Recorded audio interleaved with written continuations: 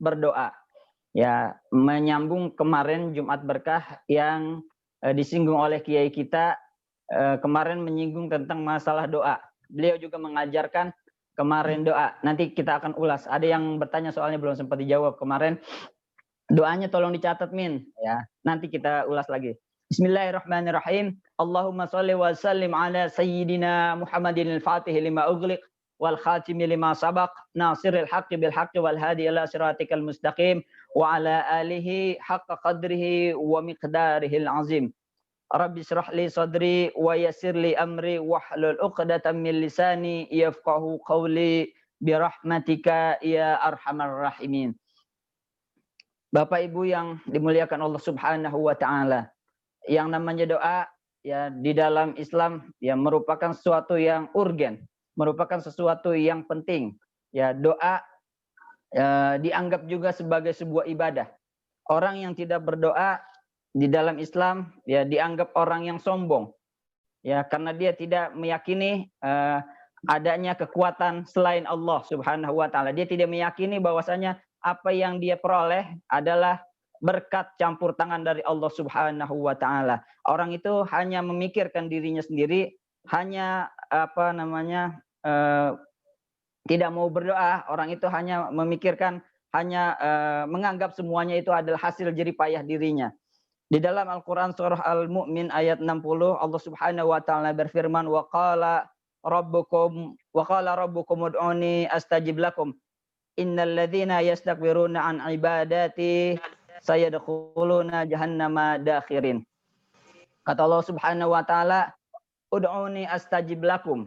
Berdoalah kepada aku kata Allah, astajib lakum, maka aku perkenankan doa-doa untuk doa-doa kalian. Innal ladzina yastakbiruna, sesungguhnya orang-orang yang takabur, yang sombong, an ibadati, dari berdoa dari beribadah kepadaku, sayadkhuluna jahannama dakhirin. Mereka akan masuk ke dalam jahanam kata Allah Subhanahu wa taala. Ya, ini adalah pentingnya kita berdoa kepada Allah Subhanahu wa taala karena doa merupakan bagian dari ibadah. Rasulullah Shallallahu alaihi wasallam bersabda, "Man lam yad'ullaha azza wajal ghadaba alaihi." Kata Rasulullah Shallallahu alaihi wasallam, ya, barang siapa yang tidak berdoa kepada Allah azza wajalla, maka Allah Subhanahu wa taala murka kepadanya. Ya, ini merupakan urgensi yang penting. Urgensi betapa pentingnya doa itu bagi seorang mukmin. Ya, berdoa salah satunya adalah seperti yang tadi kita baca, berdoa itu tidak harus setelah waktu sholat, tetapi juga banyak waktu-waktu yang baik tentang doa, termasuk juga tadi di rotib yang kita baca ada doanya. Itu ya doa. Kenapa? Doa merupakan ibadah kepada Allah Subhanahu wa taala. Dengan dengan doa kita senantiasa mendekatkan diri kita kepada Allah Subhanahu wa taala. Kita memohon doa ya berarti kita menghambakan diri kita kepada Allah Subhanahu wa taala. Kita yakin adanya zat yang lebih mulia ya, lebih kekuatan power di atas segalanya, di atas yang ada di muka bumi ini. Itulah Allah Subhanahu wa taala. Dan ayat ini ya ujungnya adalah innalladzina yastakbiruna an ibadati. Bahwasanya orang-orang yang sombong. Sombong itu adalah dalam artian tidak mau berdoa. Ya, tidak mau berdoa kepada Allah, yastakbiruna an ibadati sayadkhuluna jahannam. Bahwasanya mereka akan ya dimasukkan ke dalam neraka jahanam. Ya, di dalam tafsirnya, di dalam tafsir Ibnu Katsir dijelaskan ya bahwa orang-orang sombong di sini maksudnya adalah orang-orang yang menganggap doa itu remeh, menganggap doa itu tidak termasuk bagian dari ibadah. Maka itu yang dimaksud saya dakhuluna jahannam, yang akan masuk ke dalam neraka jahanam kata Allah Subhanahu wa taala. Nauzubillahi min dzalik. Ya, doa itu urgensinya ya di dalam hadis juga disebutkan laisa syai'un akrama 'alallahi taala min doa. Ya, kata Rasulullah Shallallahu alaihi wasallam, ya laisa syai'un, tidak ada sesuatu akrama yang lebih mulia 'alallahi bagi Allah Subhanahu wa taala min doa, daripada doa. Ini hadisnya hadis sahih riwayat Imam At-Tirmizi. Selanjutnya ya doa itu mempunyai beberapa keistimewaan. Nah, ini yang akan kita bahas. Ada 7 keistimewaan di dalam berdoa. Ya. Kata menurut Syekh Khalid Al-Husainan di dalam kitabnya Kitabu Aktsar min Alfi Da'wah fil Yaum wal Lail. Ya, ini membahas tentang keutamaan doa. Ya, di dalam sehari dan semalam itu ada 7 poin yang akan disebutkan pada kesempatan kali ini. Yang pertama, keutamaan doa yaitu doa adalah ibadah. Ad-du'a'u huwal ibadah. Ini kata Rasulullah Shallallahu Alaihi Wasallam. Ya, seperti yang kita singgung di awal, yang namanya doa itu termasuk bagian dari ibadah. Ya, syariatnya Rasulullah mengajarkan syariatnya adalah ibadah. Syariatnya adalah berdoa. Kalau orang mau meminta sesuatu, maka diajarkan doa-doanya dari Rasulullah Shallallahu Alaihi Wasallam. Yang tidak ada doanya, ulama kita juga mencontohkan, ya, para sahabat mencontohkan doa-doanya. Semua ada doa-doanya, ya. Termasuk juga yang sedang menimpa kita saat ini, ya, wabah bencana, itu juga ada doanya. Nanti kita bahas di akhir. Yang kemarin disinggung oleh kiai kita, nanti kita bacakan lagi. Doanya ada, ya, mau rezeki doanya ada, mau minta jodoh doanya ada, mau minta hujan doanya ada, mau diperlancar urusannya, semua ada doa-doanya. Itu yang disyariatkan, ya.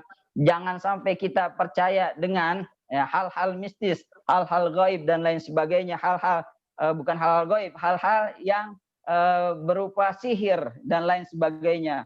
Itu kan banyak di zaman sekarang, ya, orang-orang minta kesuksesan, minta lancar, minta rezeki, datang ke orang-orang, ya, dukun dan lain sebagainya. Nauzubillahi min dzalik. Padahal syariatnya adalah, ya, disyariatkan doa. Banyak doa yang bisa kita baca. Termasuk kalau kita sakit, ada doanya. Semua kegiatan kita dari bangun tidur sampai tidur lagi, semua itu ada doanya. Itulah yang disebut oleh Rasulullah, doa huwal ibadah. Kalau kita, ya, tidak melakukan doa, misalnya kita makan tidak ada doanya, ya, sesuatu yang lain yang kita lakukan tidak ada doanya, maka tidak ada nilai keberkahan di dalamnya, maka tidak ada nilai kebaikan. Bisa jadi kalau kita makan aja tanpa doa, itu tidak ada nilai ibadahnya. Kita melakukan hal-hal seperti biasa, kalau nggak dibarengin dengan doa, itu tidak ada nilai ibadahnya. Ya, maka dari itu, ya, kita apa-apa dikaitkan dengan doa. Mau ke kamar mandi ada doanya. Tujuannya apa? Supaya ke kamar mandi kita bernilai ibadah, kan begitu. Supaya ngapa-ngapain kita ada nilai ibadah. Tidur kita jangan cuma sekedar tidur tanpa membaca doa. Ya, kalau kita tidur tanpa membaca doa, nggak ada nilai kebaikannya, nggak ada nilai pahalanya. Tetapi kalau kita mohon kepada Allah, itu ada nilai ibadahnya, nilai kebaikannya. Begitu juga kita makan, minum, berkendaraan, kemana-mana, ya, mau ngapain aja aktivitas 24 jam, kalau tidak dibarengi dengan doa, maka tidak ada nilai ibadahnya, tidak ada nilai pahalanya. Maka itu menjadi hal yang mubah saja.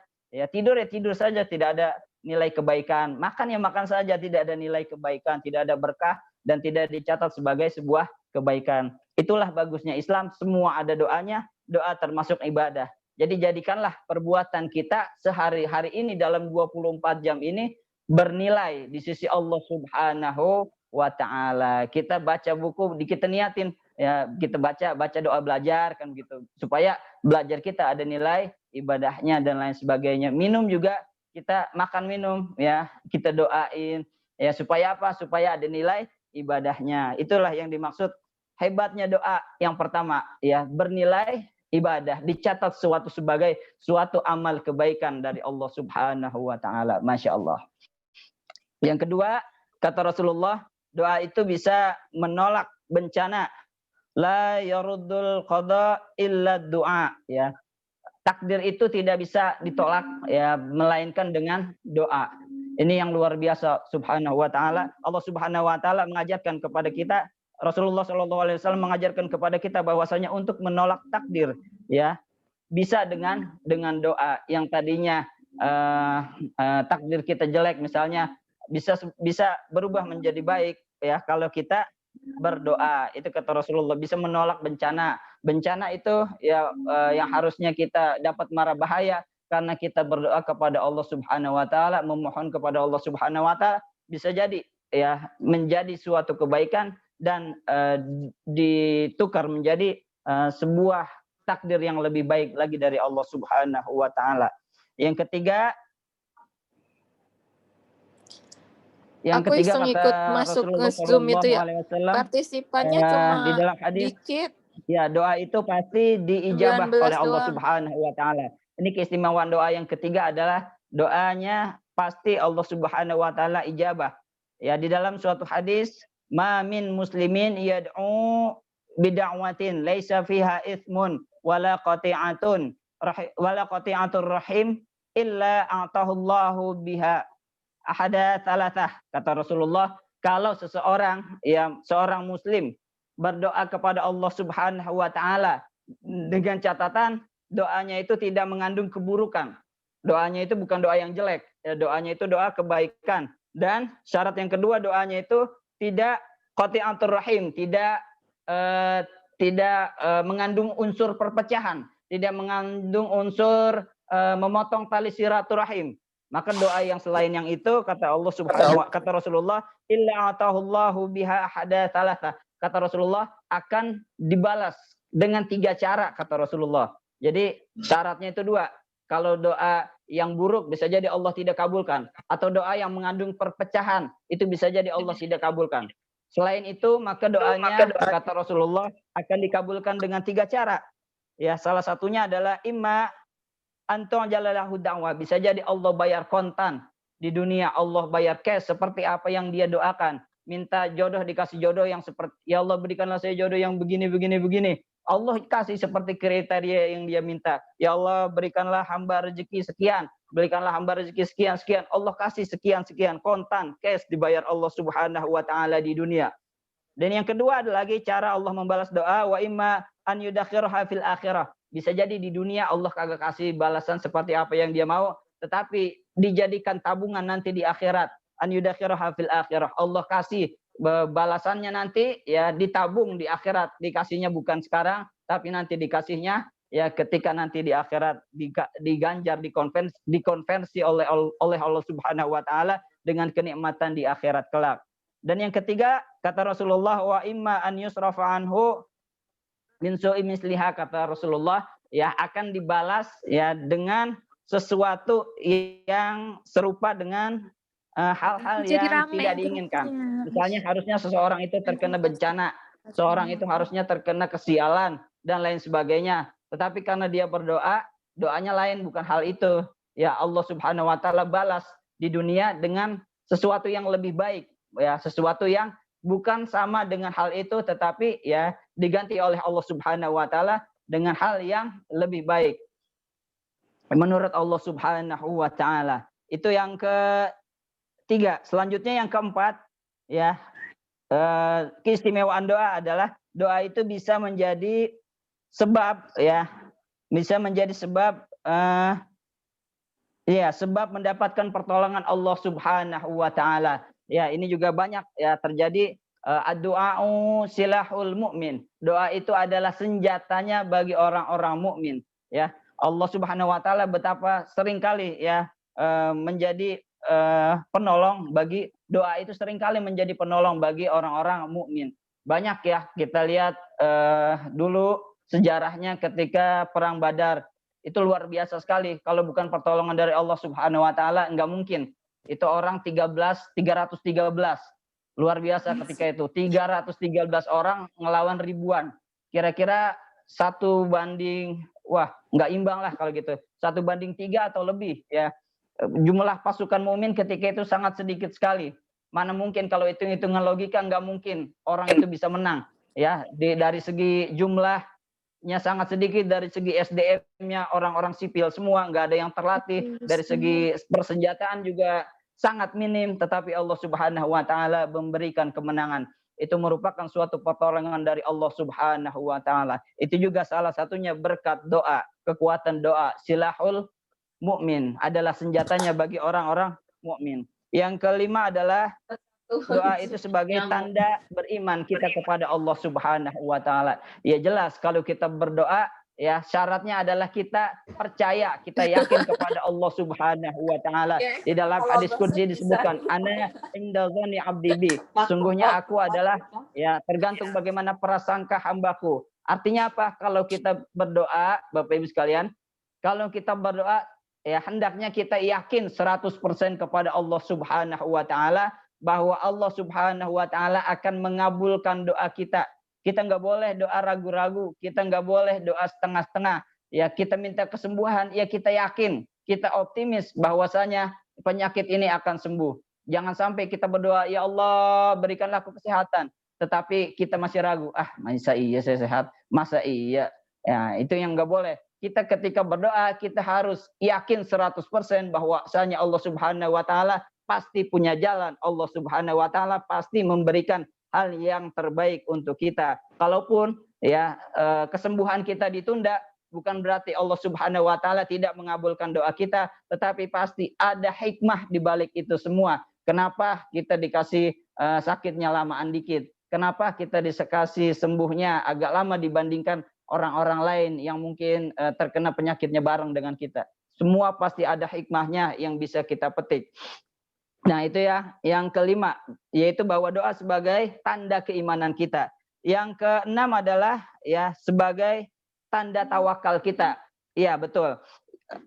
Sayyidina Ali berkata, ajazun nas man ajaza anid doa, yaitu orang yang paling lemah, selemah-lemahnya manusia. Apa kata Sayyidina Ali? Man ajaza anid doa, yaitu orang yang lemah ketika berdoa.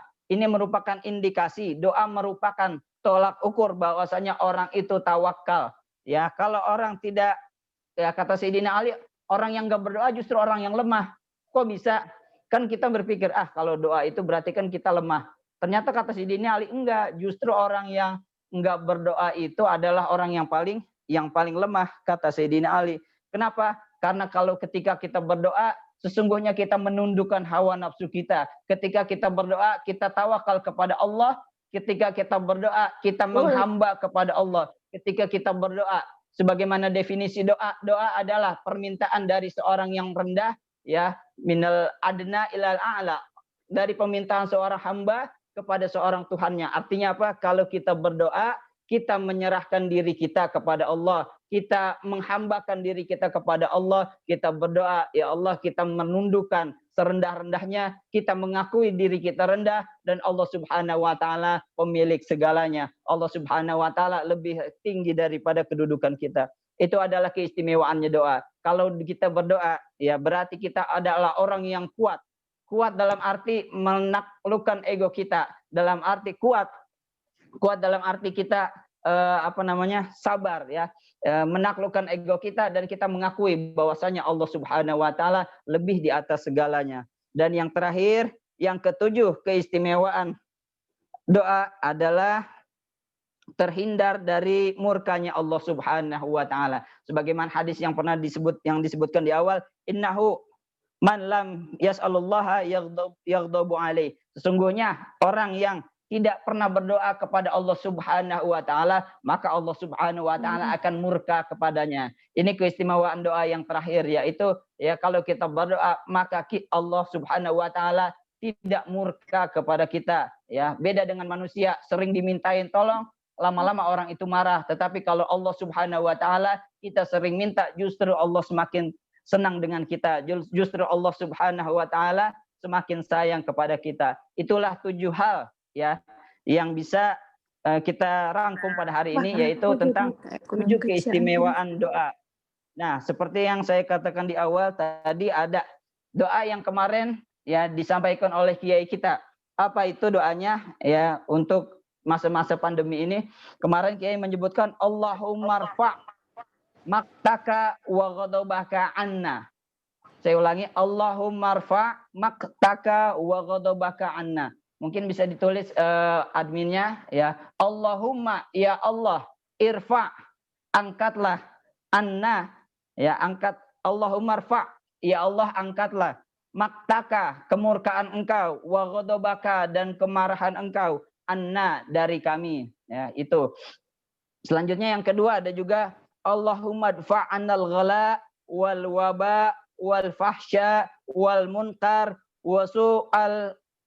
wasuyufal mukhtalifah wasu'al fitnah ma zahara minha wa ma batan.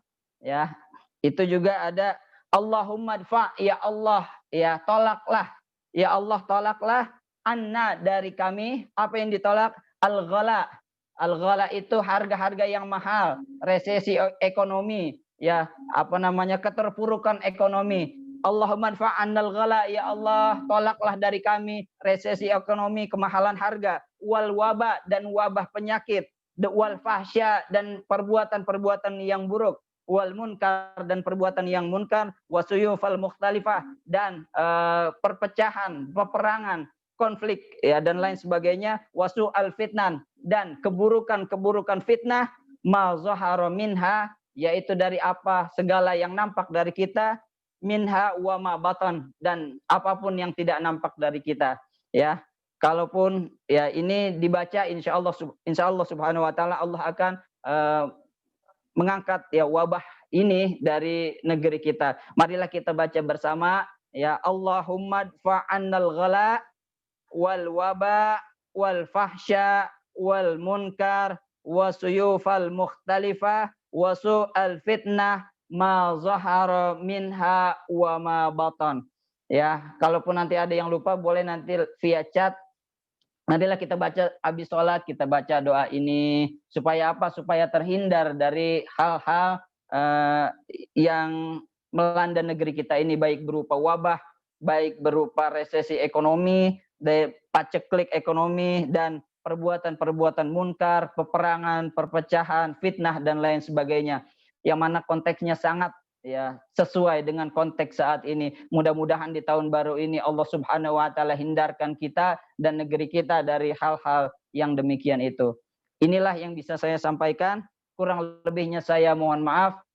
Kita tutup dengan pembacaan kafaratul majlis. Subhanakallahumma wa bihamdika asyhadu an la ilaha illa anta astaghfiruka wa atubu ilaik. Wassalamualaikum warahmatullahi wabarakatuh.